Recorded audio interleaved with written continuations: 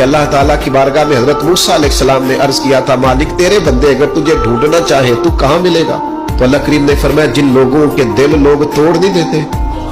میں ان ٹوٹے دلوں میں ملا کرتا ہوں۔ تیرا آئینہ ہے وہ آئینہ کہ شکستہ ہو تو عزیز تر ہے نگاہ آئینہ ساز میں۔ جب لوگ تانے دیتے ہیں، جب لوگ تکلیف دیتے ہیں، جب آپ بالکل ٹھیک چل رہے ہوتے ہیں، جب آپ محنت کر رہے ہوتے ہیں، جب آپ مخلص ہوتے ہیں، جب آپ جدوجہد کر کر کے تھک جاتے ہیں اور لوگ جب پوری طور پر تانا زنی کر